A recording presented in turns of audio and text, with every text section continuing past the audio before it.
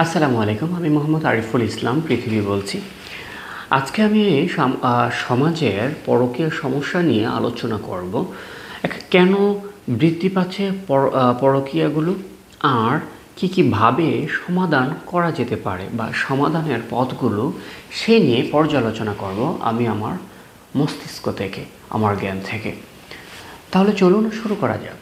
মূল কথাটা হচ্ছে পরকীয়া মানে হচ্ছে এরকম হাজব্যান্ড ওয়াইফ ব্যতীত, তাদের সম্পর্কে ব্যতীত অপর কোনো ব্যক্তির সাথে অনৈতিকভাবে কোনো কার্যকলাপগুলো ঘটানোই, অনৈতিক বিষয়গুলো ঘটানোই হচ্ছে পরকীয়া। আর পরকীয়াকে প্রত্যেকটা ধর্মই অনৈতিকভাবে বা অসামাজিকভাবে উপস্থাপন করে বা বলে থাকে। পরকীয়ার সমস্যাটা এরকম যে এটির দিনকে দিন বৃদ্ধি পাচ্ছে। এর দিনকে দিন বৃদ্ধি পাওয়ার অন্যতম কারণ হচ্ছে সহজলভ্যতা। কি সহজলভ্যতা? যদি মহিলার ক্ষেত্রে ধরেন বা নারীর ক্ষেত্রে ধরেন, তখন একটা বিষয় কাজ করে। হতে পারে ওই নারী তার স্বামীর প্রতি সন্তুষ্ট নয়, এক। হতে পারে ওই নারী একাধিক পুরুষের প্রতি আসক্তি, দুই। হতে পারে ওই নারী অপর কোনো পুরুষের অর্থের প্রতি লোভ রয়েছে। এবং পুরুষের ক্ষেত্রে চলে আসি, হতে পারে ওই পুরুষ বেশি নারীতে আসক্তি, দুই। হতে পারে ওই পুরুষ ওই নারীর প্রতি দুর্বলতা কাজ করে, তিন। হতে পারে ওই পুরুষ ওই নারীর সৌন্দর্যে সে মগ্ন হয়ে গিয়েছে, যদিও তাদের এখন সম্পর্কটি খারাপ হতে চলেছে। তাহলে আমরা বোঝার চেষ্টা করলাম পরকীয়ার অর্থটা কেমন হতে পারে, কি কি কারণে এই সমস্যাগুলো বৃদ্ধি পাচ্ছে।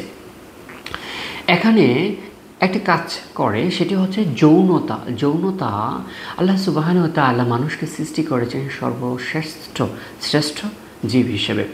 এই মানুষের মাঝে কাম রিপু বলতে একটি রিপু রয়েছে।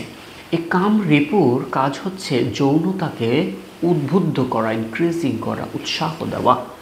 এই কাম রিপুকে ধর্ম অনুশাসন মেনে চলে, ধর্ম পালন করে, নিজের মাঝে ধারণ করে এই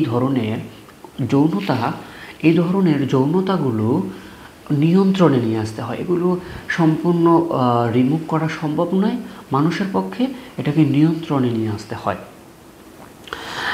আর এই যৌনতাগুলো আরও বৃদ্ধি পাওয়ার অন্যতম কারণ হচ্ছে যখন একটি মানুষ অনলাইনে দেখে অথবা তার বন্ধু বান্ধবদের কোনো কিছু দেখে যে তারা ডেটিং করেছে, তারা রোমান্টিক মুমেন্টসগুলো দেখেছে, তখন তার মাঝে অভাববোধ কাজ করে ওই রোমান্টিকগুলো অপর মানুষের সাথে ঘটানোর সে অভিজ্ঞতা বা ফিলিংস বা ফ্লেভার সে অর্জন করতে চায়। এই ধাপগুলো হচ্ছে পরকীয়া বৃদ্ধি পাওয়ার কারণ। হতে পারে আবার কোনো মহিলা পর্দা করে না, তখন আর ধর্মীয় অনুশাসন মেনে চলে না বা জ্ঞানটাই নেয় যে এটা তার জ্ঞানের মানে ধর্মের বাইরে। বাবা, সন্তান, স্বামী, এই মানুষগুলোর বাইরে প্রত্যেকটা নারী বা মহিলার পর্দা করা উচিত, অন্যথায় তাদের খারাপ কিছু হওয়ার সম্ভাবনা বেশি, পসিবিলিটি থাকে। আচ্ছা, তার মানে হচ্ছে এই যে পরকীয়াগুলো হচ্ছে এগুলো একটা কারণ। আর পরকীয়া আরেকটা হওয়ার একটা প্র্যাকটিক্যাল এরকম যে কোনো পুরুষ কোনো নারীর প্রতি যদি দেখে, কখন দেখে? যখন তাকে পুরো হয়তোবা কাছাকাছি দেখেছে, অথবা তার রূপের মগ্ন হয়ে গিয়েছে, অথবা তার সাথে অনলাইনে যোগাযোগ হয়েছে।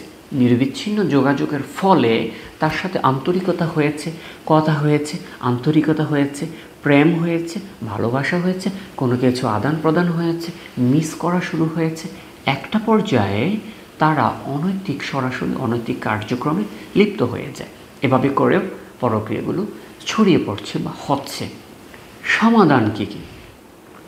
যেহেতু একটি সামাজিক সমস্যা, তাই আমি চিন্তা করেছি আমার মগজে মাঝে মাঝে সমাজে বিভিন্ন সমস্যাগুলো চিন্তা করি এবং তার সমাধান বের করার চেষ্টা করি নিজের ভাষায়, নিজের সিস্টেমে। তাহলে চলুন আমরা সমাধানগুলো বের করি।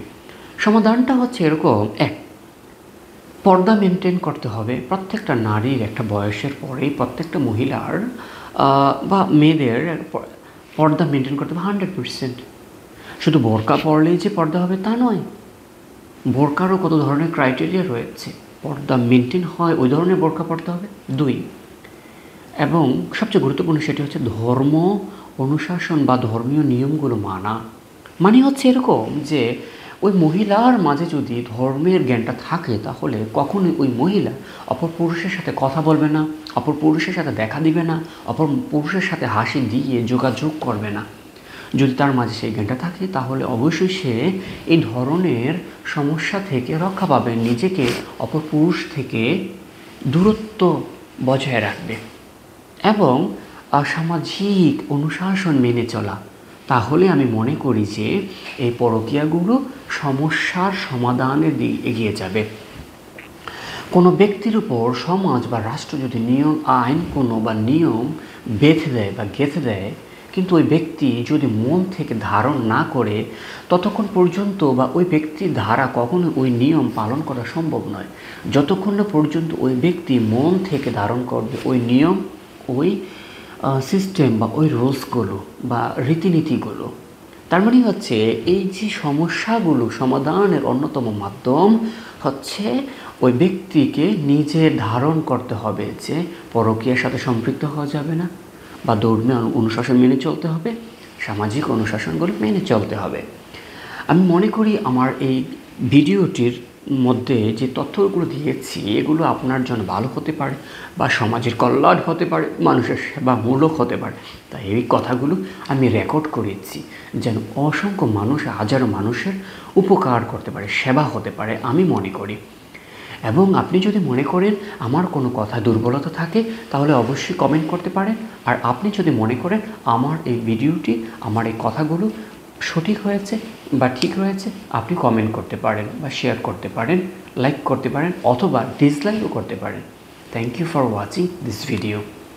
আসসালামু আলাইকুম।